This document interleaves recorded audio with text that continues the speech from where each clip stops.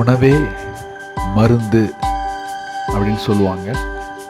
அதன் அடிப்படையில் இன்னைக்கு உங்கள் முன்னாடி காட்டுற இந்த வீடியோவின் மூலியமாக சளி, இரும்பல், வறட்டு இரும்பல் போன்ற தொந்தரவுக்கு இயற்கையான முறையில்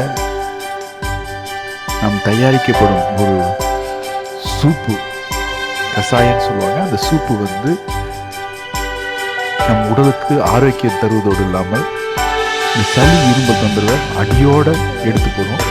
இப்போ இந்த தலை தான் தூதுவளை அப்படின்னு சொல்லக்கூடிய அந்த தலை. அது முள்ளு முள்ளாக இருக்கும் சைட்லலாம். அதனால் அந்த முள்ளு நம்ம மேலே குத்திடாமல் இருக்கிறதுக்காக கத்திரிக்கோலை வச்சு கட் பண்ணுறோம். இந்த தூதுவளையோடு சேர்ந்து இந்த இலை முசு முசு அப்படின்னு இந்த இலைக்கு பேர் கிராமத்தில் சொல்லுவாங்க.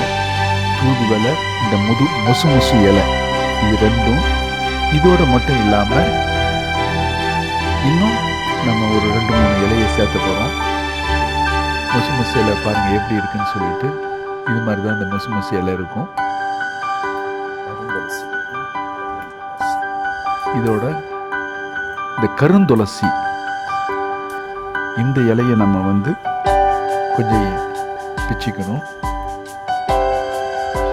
இதெல்லாம் நம்மளே வீட்டு பக்கத்தில் இருக்கிற காலி நிலங்களில் இதெல்லாம் நம்ம பயிரிட்டு வச்சுட்டா நமக்கு என்றைக்கும் ரொம்ப உதவியாக இருக்கும். அடிக்கடி கொஞ்சம் கொஞ்சம் பிச்சு கூட நம்ம அப்படியே வெறும் வாயில் கூட சாப்பிட்லாம். இப்போ இந்த தூதுவளை, முசு முசு இலை, கருந்துளசி, இங்கே இருக்கிற அந்த சாதா துளசி அதையும் கொஞ்சம் பிச்சுக்கணும். சாதா துளசியை பிச்சுக்கிட்டதுக்கு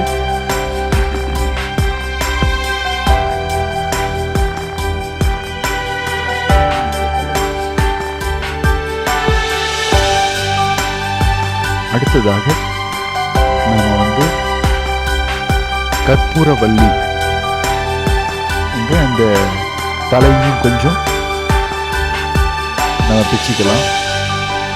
இப்போ இந்த கற்பூரவல்லி, இந்த தலைங்க எல்லாமே, மூலிகைகள் எல்லாமே மருத்துவ குணம் வாய்ந்தது. எல்லாமே சளி, இரும்பல் இந்த தொந்தரவுகளுக்கு நல்ல ஒரு அருமருந்து தரக்கூடிய மூலிகைகள். இது எல்லாத்தையும் நம்ம பிச்சுக்கிட்டு வீட்டில் நல்லா கழுவிட்டு, பிறகு ஒரு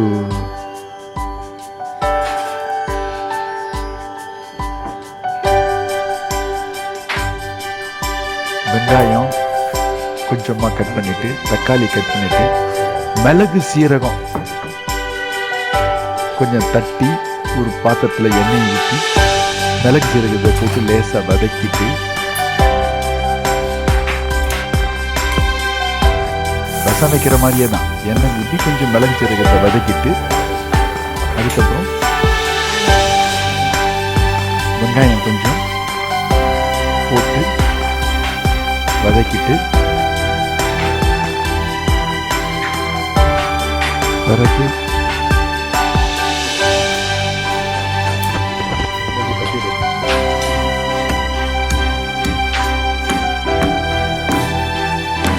பூண்டு, ஒரு 4 பூண்டு எடுத்து தட்டி, பூண்டையும் தக்காளி அதில் வதக்கிட்டு, பிறகு பூண்டு சேர்த்திடணும். அதில்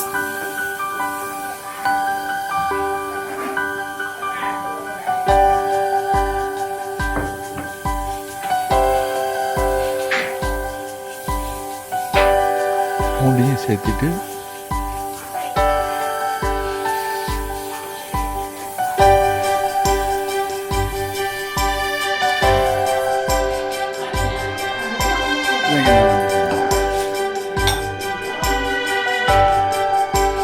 கொஞ்சம் ஒரு 2 டம்ளர் தண்ணி, நம்ம தேவைக்கு தகுந்த மாதிரி தண்ணியை வச்சு கொதிக்க விட்டு,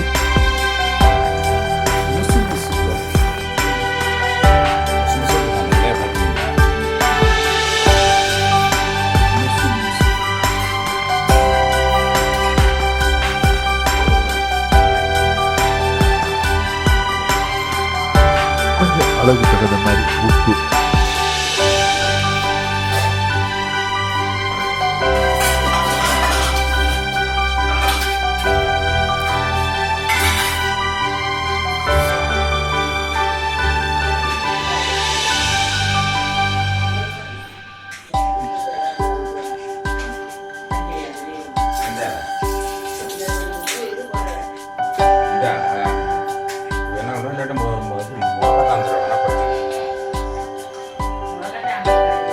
இதே மாதிரி முடக்கத்தாலையும் போட்டுக்கலாம். இதே மாதிரி பண்ணி வெறும் முடக்கத்தாலையை மட்டும் போட்டுக்கலாம். அதே நல்லா அலசின வெட்டி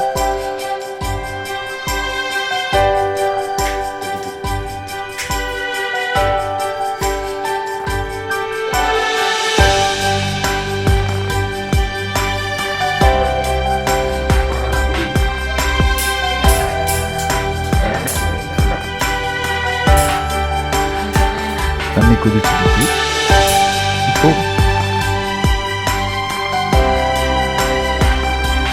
இந்த இலைங்கள் எல்லாம் மூலிகை இலை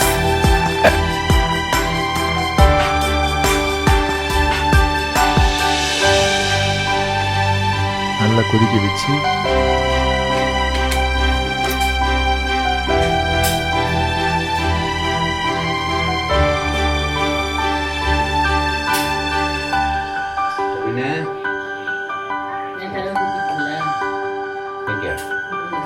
மோட்டர் ஓடிச்சு.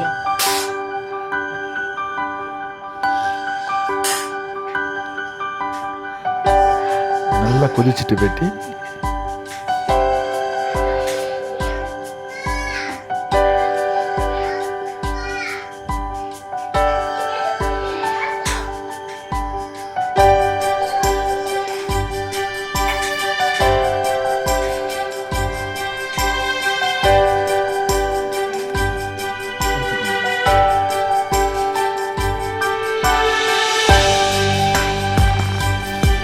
கொஞ்சமாக ஒரு 2 ஸ்பூன் கார்ன்ஃப்ளவர் பவுடரை ஒரு பாத்திரத்தில் கலக்கி அந்த தண்ணியை கொஞ்சம் ஊற்றிட்டோம்னா அது கொஞ்சம் கெட்டியாக இருக்கும்.